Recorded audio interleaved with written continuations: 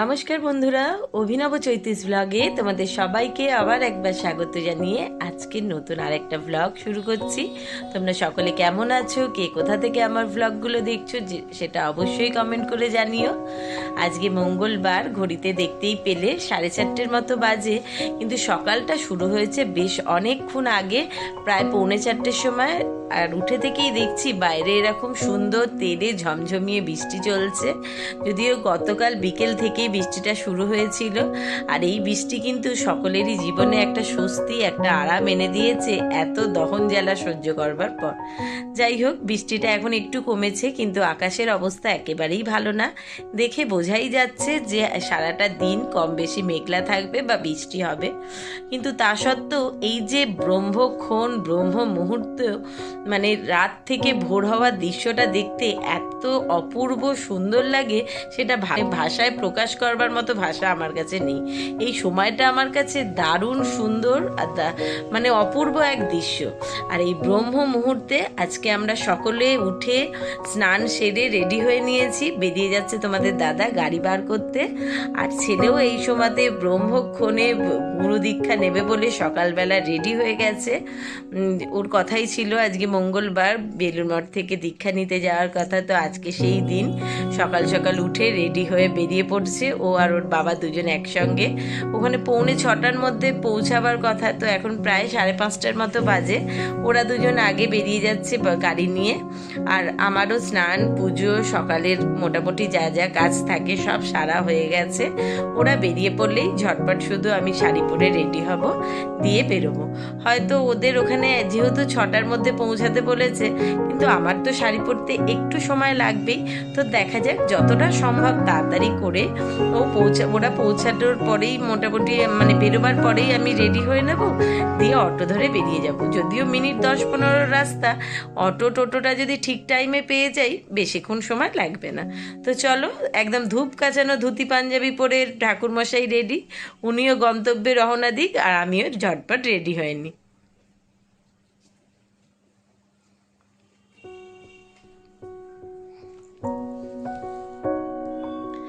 আজকে একটা মায়ের শাড়ি পরে রেডি হয়েছি। শাড়িটা থেকে এত দিন বাদেও কি অপূর্ব সুন্দর একটা মামা গন্ধ বেরোচ্ছিল। আগে কোথাও যাবার কথা শুনলেই, যাবার থাকলেই মা আগে বলতো, দেখো তোমার তো আবার আলমারিতে শাড়ি কাপড় নেই, তো আমার যদি কিছু পছন্দ হয় সেটাই পরো। আলমারি খুলে দাঁড় করিয়ে দিত। তো অনেকদিন ধরেই ভেবেছিলাম মায়ের এই শাড়িটা পরেই আজকে যাব। আজকে বার করতেই কি সুন্দর একটা যেন মামা গন্ধ পেলাম নতুন করে আবার। আর দেখতেই পাচ্ছ বেলুড় মঠে এসে পৌঁছে গেছি। চলো এবার ভেতরে যাওয়া যাক, দেখি কে কোথায় আছে। ভেতরে এসে ওই যে দূরে গাড়ির ওপর দাদা বসে রয়েছে, আর আমার সঙ্গে যদিও রিকের দেখা হয়নি, কারণ যারা দীক্ষার্থী ছিল তাদের প্রত্যেককেই একদম 6টার মধ্যেই ওনারা ভেতরে নিয়ে চলে গেছেন। আর সবচেয়ে বড় কথা কি, এখানে তো ভিডিও করা একেবারেই অ্যালাউ নেই, তাও আমি একটু আধটু টুকিটাকি এই দিকটাতে এসে করলাম। যেদিকে ওদেরকে গুরু দীক্ষা দেওয়ার জন্য যে ঘরে নিয়ে যাওয়া হচ্ছে, আজকে তো প্রচুর দীক্ষার্থীদের দীক্ষা হচ্ছে, তো সেখানে আমরা একবার গিয়ে এমনি দেখা করে এসেছি। আর এই রুমটা দেয়া হয়েছে, আর আগে থেকেই বলে দেওয়া হয়েছিল যে যারা দীক্ষার্থী দীক্ষা নেবে তাদের সঙ্গে যেন অবশ্যই বাড়ি থেকে 1জন বা 2জন যে কোনো সদস্য আসেন আর এখানে থাকেন। আর রুমটা দেখো কি বিশাল বড় একটা হল রুম, আর বড় বড় করে স্বামীজি, রামকৃষ্ণ পরমহংসদেবের, সারদা মায়ের ছবিগুলো সুন্দর করে সাজানো রয়েছে।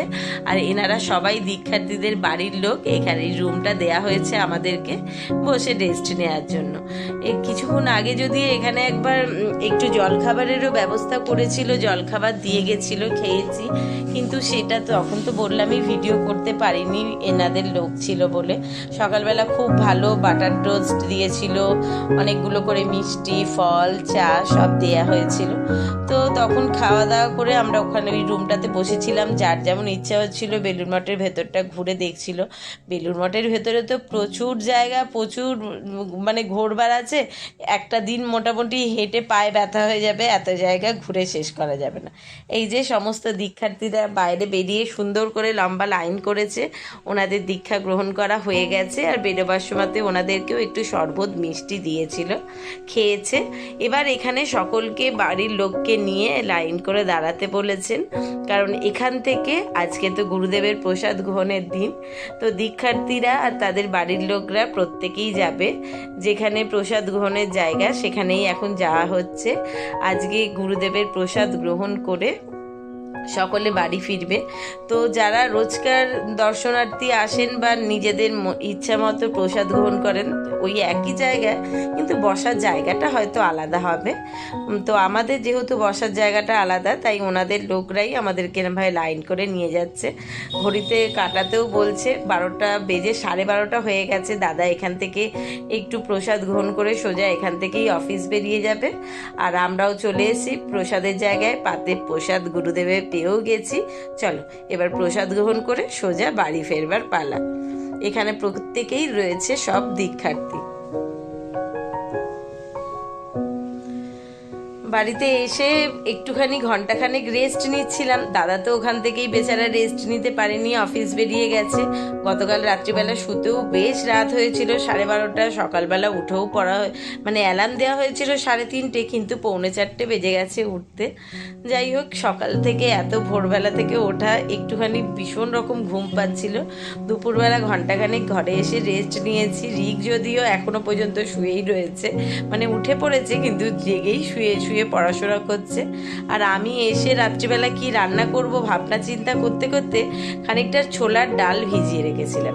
সেই ছোলার ডালটাকেই অল্প করে দুদিকে ভাগ করে নিয়েছি, প্রায় ঘন্টা 2-3 মতো ভিজেছে। আজকে মনে করলাম রিক যেহেতু নিরামিষ খাবে আর দুপুরবেলা তো অল্প বিস্তরই প্রসাদ খাওয়া হয়েছে, তাহলে রাত্রিবেলা রিকের ইচ্ছা হচ্ছিল একটু লুচি খাইতে। ও তো লুচি বাবু লুচি খেতে ভীষণই পছন্দ করে।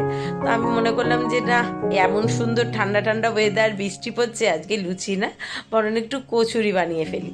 সেরকম চিন্তা ভাবনাটা আগে থেকেই মাথায় ছিল, তাই জন্য বেশ কিছুটা ছোলার ডাল ভিজিয়ে রেখেছিলাম। তার মধ্যে থেকে অল্প বাটিতে রয়েছে, এখানে কিছুটা ভাজা মশলা করব বলে ধনে জিরে গোটা গরম মশলা শুকনো লঙ্কা গরম করে রেখেছি, ওটা পরে গোড়াবো। এখানে হিং ভিজিয়ে রেখেছি, আর ওখানে অর্ধেকের বেশি ছোলার ডালটা প্রেসারে দিয়েছি, অল্পই জল দিয়েছি, ওটা 2-3টে সিটি দিয়ে নামাবো। এই যে এখানে মশলা গুঁড়ো করে ঢেলে রেখেছি, আর সামান্য একটু মশলা অবশ্য এখনো ওই জারে আছে, কারণ এই মৌরিটাও গরম করে রেখেছি। এই মৌরিটা ওই ভাজা মশলার সঙ্গে আবার একটু গুঁড়িয়ে নেবো। আজকে যখন ছোলার ডালের একদম ডালপুরি বানানো হবে, তো ভেবেছি একদম দোকানের মতো করে কচুরির তরকারি যেটা হয় সেই রকম তরকারিও বানাবো। ঘরের তরকারি আর কচুরির দোকানের তরকারির একটা আলাদা রকম সেন্ট, একটা ফ্লেভার থাকে, আর খেতেও কিন্তু ভীষণ টেস্টি হয়। তো সেই রকম চিন্তা ভাবনা করেই আজকে রান্নার প্রস্তুতি। দেখো ডালটাকে এখানে 3টে সিটি দিয়েছি, আর অতিরিক্ত জল সামান্যই ছিল, সেটা একটু ঝুড়িতে ঢেলে জলটা ঝরিয়ে নিলাম। তবে ডালটা একেবারে পুরো গলে যায়নি, ভেতরটা একটু শক্ত আর একটু নরম থাকবে এরকম করে এটা রেখেছি। আলুও কেটে রেখেছি তরকারির, আর এখানে বাটিতে কিছুটা আদা আর কাঁচা লঙ্কা ছাড়িয়ে রেখেছি, ওটা থেতো করব। দাদা এসে গেছে অফিস থেকে, খেলা দেখছে, তাই ওর জন্য কাজের ফাঁকে একটু চা বসিয়ে দিয়েছি। আর এতক্ষণে রিকবাবু নড়ে চড়ে বিছানা থেকে নেমেছে, এসে একটু বসেছে। আজকে তার শরীর ভীষণ রকম টায়ার্ড, আবার আগামীকাল থেকে স্কুলও শুরু, রেস্ট পাবে না আর, তাই জন্য আজকে সারা দুপুর বিকেল রেস্ট নিয়েছে। চা দিয়েই ঝটপট করে তরকারিটা বসাবো বলে, একদম প্রেসারে করলে একটু মাখা মাখা ঘন ঘন টাইপের হবে আর তাড়াতাড়ি হয়েও যাবে। তাই মানে তেলের মধ্যে সর্ষের তেলই দিয়েছি, তাতে একটু 5 ফোড়ন আর একটুখানি শুকনো লঙ্কা ফোড়নে দিয়ে দিয়েছি, আর ওই আদা আর যে কাঁচা লঙ্কাটা থেতো করেছিলাম সেটাও দিয়ে দিলাম 1 চামচের মতো। দিয়ে একটুখানি শুকনো লঙ্কাটা অবশ্য ফাটিয়ে দিয়েছি, নাহলে ভীষণ রকম ছেটে। আদা কাঁচা লঙ্কাটা একটু ভাজা হয়ে যেতেই আলুগুলোকে দিয়ে দিলাম। এটা যদিও একেবারেই ভাজা কষার ব্যাপার নেই, শুধু একটু এপাশ ওপাশ নাড়িয়ে নেওয়া আলুটাকে, যে এই জন্যই আরও প্রেসারে করা, যে ঝটপট হয়ে যাবে বলে, আর বেশিক্ষণ নাড়তেও সময় লাগবে না।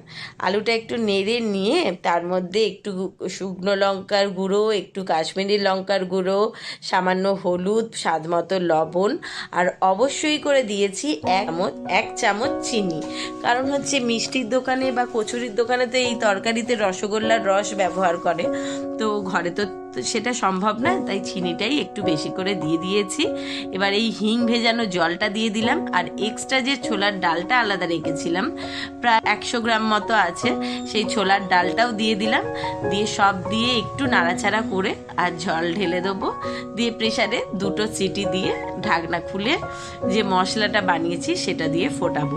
এই তরকারির কিন্তু আলাদা শুধু গন্ধটাই এমন ভালো বেরোয় যে সারা ঘর কিন্তু মমকরের গন্ধে। তো যাই হোক, 2টো প্রেসারের সিটি দিয়ে সিটিটা যতক্ষণ না খুলছে ততক্ষণ ওয়েট করছিলাম। সিটি খুলে যেতে একটুখানি আলুগুলোকে খুন্তি দিয়ে ভেঙে দিচ্ছি, তাহলে একটু ঘাঁটা ঘাঁটা হলে তরকারিটা দেখতে আর খেতে দুটোই ভালো লাগবে। আর এর মধ্যে ওই ভাজা মশলাটা, মৌরি দিয়ে ভাজা মশলা দিয়ে যে মশলাটা করেছিলাম সেটা দিয়ে দিয়েছি। এইটা দিয়ে আর কিছুই না, একটু নাড়াচাড়া করে নেবো, আর লবণ মিষ্টিটা ঠিক আছে নাকি দেখে নেবো। আর প্রেসারের ঢাকাটা দিয়ে গ্যাসের ফ্লেমটাকে একদম সিমিয়ে রেখে মিনিট 2 মতো ফুটিয়ে নিলেই তরকারি রেডি।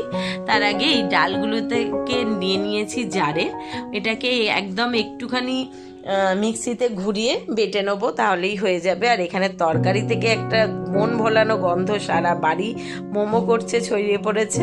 তরকারি নামিয়ে রেখেছি, এবার এই ডালপুরির পুরটা বানিয়ে নেওয়ার পালা। তো এটাকে একটু মিক্সিতে ঘোরাবো, আর কড়াতে দিয়ে দিয়েছি একদম পরিমাণ মতো প্রায় 2 চামচ মতো একটু সর্ষের তেল, আর 2-4 দানা কালো জিরে দিলাম ফোড়নে। দিয়ে এবার ওই ডালটা দিয়ে আর একটু হিং দিয়ে একটু ভাজা মশলা দিয়ে নাড়াচাড়া করে নামিয়ে নিলেই পুর রেডি।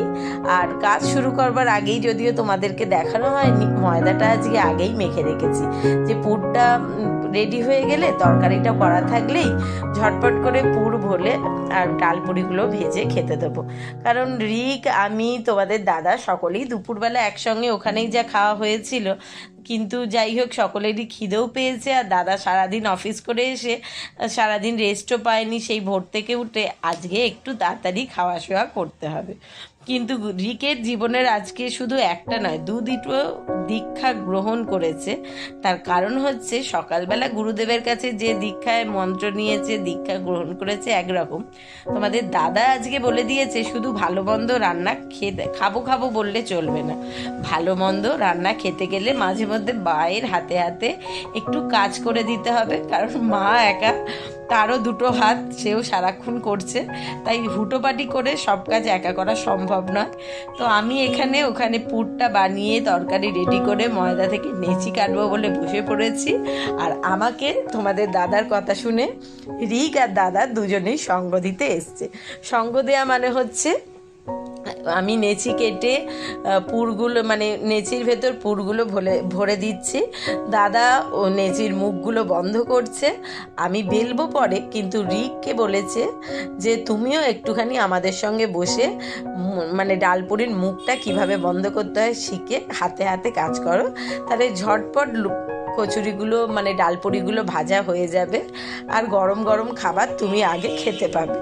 তো যাই হোক, বাড়িতে থাকতে গেলে হাত গুটিয়ে বসে থাকা যাবে না, বাড়িতে খাবার খেতে গেলে অবশ্যই কাজ করে খেতে হবে। তো সকলে মিলে হাত লাগিয়ে ঝটপট করে ডালপুরিতে পুর ভরে একদম ডালপুরি বেলে রেডি করে নিয়ে চলে এসেছি। কড়াতে আগেই তেলটা গরম বসিয়ে দিয়েছিলাম, মোটামুটি গরম হয়েও গেছে। এবার হচ্ছে কাজ ঝটপট করে এই গরম তেলে ফুলকো ফুলকো ডালপুরি ভেজে তুলে নেওয়া, আর সকলের গরম গরম খাবার একদম বেড়ে সঙ্গে সঙ্গে গরম গরম গ্রাস খেয়ে নেওয়া। আর সবচেয়ে বড় কথা কি, আজকে কচুরির দোকানের মতো ডালপুরি বা ডালপুরির তরকারি হয়েছে সেইটা। আমি দাদাকে অফিস থেকে ফেরার পথে বলেও দিয়েছিলাম আজকে একটু ওই কাগজের থালা আর শোলার প্লেটও কিনে আনবে, ওতে করে খেলে একদম দোকানের মতনই একটা ফিলিংস আসবে। সেই সঙ্গে তো মিষ্টি রয়েইছে। যাই হোক, অনেক বকবক করলাম, কথা বললাম, আর কথা বলতে বলতে রান্নাটা কিন্তু একেবারে প্রায় শেষের দিকে হয়ে এসছে, শুধু ডালপুরিগুলো ভেজে তুলে নেওয়ার পালা। তো তোমাদের ভিডিওটা দেখে কেমন লাগলো সেটা অবশ্যই কমেন্ট করে জানিও। ভালো লাগলে লাইক করো, বন্ধু বান্ধবের সঙ্গে শেয়ার করো। যারা ইউটিউব থেকে দেখছো তারা চ্যানেলটাকে সাবস্ক্রাইব করে দিও, পাশে থাকা বেল বাটনটাকে অল করে দিও। আর যারা ফেসবুক থেকে দেখছো তারা পেজটা কিন্তু অবশ্যই ফলো করো। আর এখানে খাবার দাবার রেডি করে একসঙ্গে তিনজনে আচার সহযোগে খাবার দাবার গুছিয়ে নিয়ে বসে পড়েছি। আজকের ভ্লগটা এখানেই শেষ করছি। টাটা, সকলে ভালো থেকো, সুস্থ থেকো, শুভরাত্রি। খুব শিগগিরই নতুন আর একটা ভ্লগ নিয়ে ফিরে আসছি।